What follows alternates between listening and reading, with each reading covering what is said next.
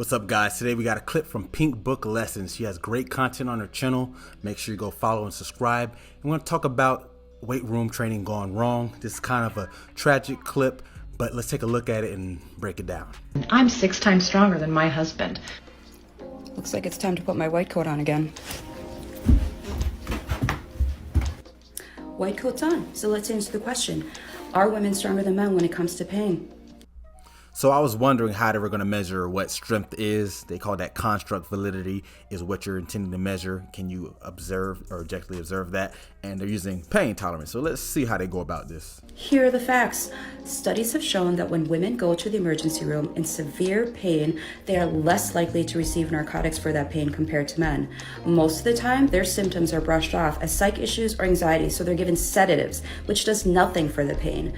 If they are given pain medicine, they have to wait longer compared to men, 65 minutes on average versus 49 minutes on average. And if they present to the emergency room with chest pain, they're 7 times more likely to be misdiagnosed when they're actually having a heart attack. So yes, Natalie, women are stronger than men, but only because we have to carry the bullshit of patriarchy, sexism, and misogyny that's present in medicine and has been for a long time. Okay, so I'm familiar with a lot of those statistics that she mentioned when it comes to men and women discrepancies in hospital and medical fields.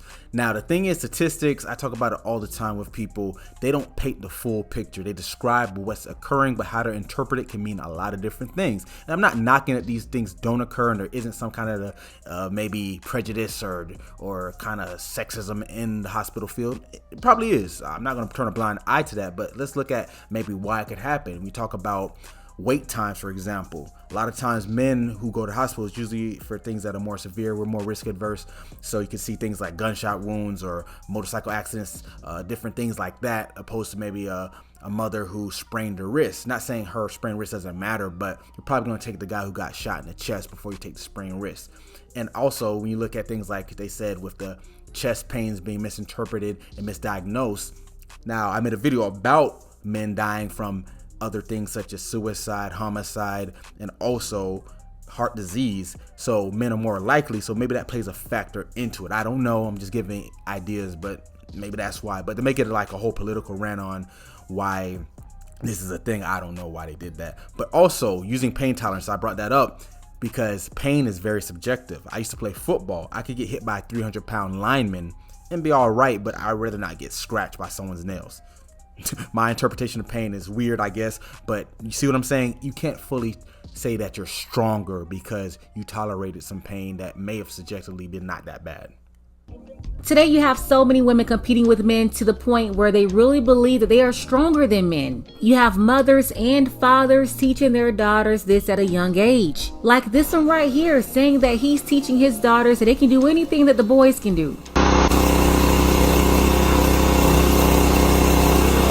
Now, I'm not against promoting girls to be better, but not at the demeritization of a boy or a man, because I actually have a young daughter, not too much older than this young girl, and I love to boost her up and let her know that she can be a lot of things if she works hard, puts in the efforts, and she can get it through that. Not because she's a girl, because I never want her to think that her gender is the reason she accomplished anything. Now, granted, can it play a factor? Yes, but I never want that to be her go-to to think, oh, I'm a woman, so I'm better. No, you're better because you're the best at what you put the work in to do, and that's why you're better. The fact that you're a woman is just an added extra.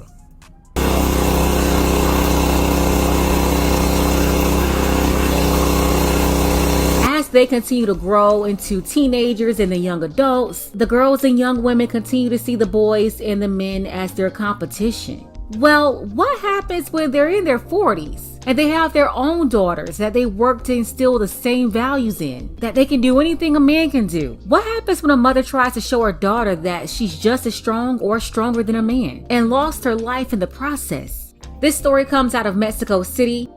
A 42-year-old woman, she was at the gym and she ended up getting crushed while attempting to lift a 400-pound barbell. The woman was working out at Fitness Sport. That's when the barbell fell over her neck as her daughter and another man looked on in shock. Now, before we even get into what happened with the missed lift that cost this woman her life. Let's look at what she's using, the equipment. Now, I used to be a strength coach. I have a degree and a master's degree to be exact in exercise science. I taught the exercise science, so I worked in this field extensively for nearly a decade before I got into what I'm doing now. But this machine, I've had a long beef with this machine. It's called the S.I.M.P press, or the S.I.M.P machine. And how it works is the barbell is attached on these tracks that guide the bar up and down in a straight line of motion. Now, the thing with the S.I.M.P machine and why I have the beef is it takes away your three-dimensional range of motion. And what this does is it takes away the stabilizer muscles in your core. So if you're doing a squat, those muscles aren't getting used. So what happens is your legs and glutes get stronger, or your lower body gets stronger, but the core muscles that need to accommodate the lift are not, because the machine keeps it perfectly in line for you. Also, I don't like it, since it does keep you perfectly in line, the angles of your joints and your range of motion can be altered in a way to put you at actual harm, to hurt you. Now, this obviously is the extreme of cases, but typically when you get under a barbell, it's a free weight. That means you move out of the hooks and walk back. You can adjust your stance and all that, but you can't do that with a S.I.M.P machine, and that's why I kind of had a beef with it for the longest, and this definitely shows more so why I don't like it. Surveillance video captured inside the training facility shows the woman stepping under the barbell, which she appeared to have at least 4 weighted plates on each end. She seemed to have control over it for about 4 seconds, but no, she didn't have control. Like I said, with the S.I.M.P machine, it takes away a lot of the stabilization process. So typically when you, like I said, you walk out of the rack, and that's when you're bracing yourself, getting your core tight, trying to level up, or line up, I should say, and get your feet in place before descending into the squat. But you don't really have to do that with the S.I.M.P machine. You typically just kind of tiptoe upward a little bit to unhook the hooks from the latches on the S.I.M.P press,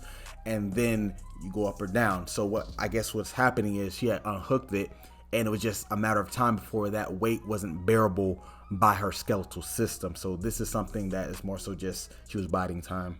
But then the video shows where it dropped over onto her neck, causing her to slump toward the ground. The man there, along with other men at the gym, they raced to her side to quickly lift the metal off of her. By then she was already gone. She fell back and went to the floor. She was turned over to her side, and then they saw where she was bleeding from her head.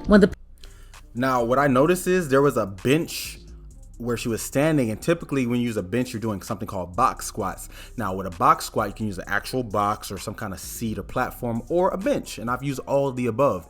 Now, when you do it, you typically have the bench at the edge, so your butt is just touching the top part of the bench and the rest of the bench is out of the rack.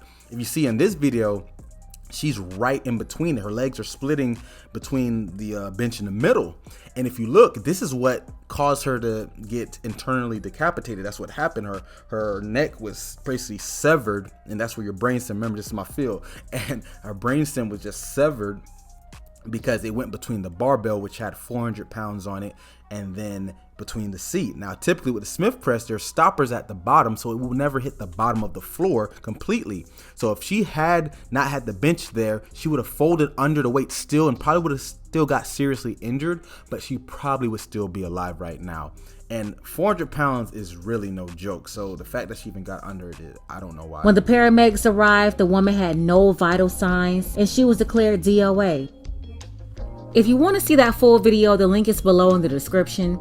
Now get this, the owner of the gym was arrested briefly. Authorities say they only arrested him to confirm the woman's identity. Not sure why the owner of the gym had to be detained for that, but that's what happened. You also have a lot of people online blaming the man there. They say it's his fault because he was supposed to be the spotter.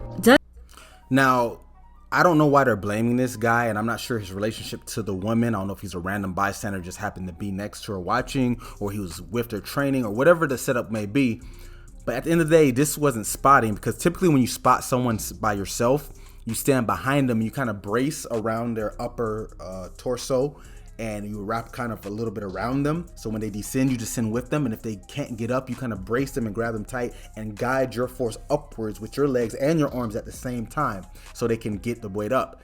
But I would probably want to do a side spot, which is when you have 2 individuals, one on each side where the plates are. That way, if she can't get it up, you can grab each side as a person and the person in the middle push it up. But that's not what was happening here. And like I said before, 400 pounds, that's no joke. Like any weight, And the thing is, I've lifted this weight. I actually put a video of me doing 405 pounds, same weight, but on a free weight squat, not on a Smith press. And you can see it's no joke. I've lifted over 400, actually 500 pounds plus was my max. I used to deadlift 600 almost, and 350 bench. So I was pretty strong in my prime.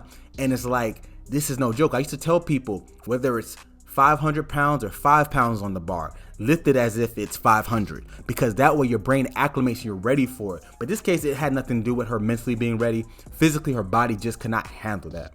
Doesn't matter that he's a complete stranger, they don't really know each other, but that man in the court of public opinion is sharing some of the blame. Authorities are still investigating this, but in my opinion, it looks like it's an accident here. The woman was trying to show her daughter that she was strong, she wanted to be a good example. And don't get me wrong, mothers should teach their daughters how to be healthy, how to exercise. But please understand.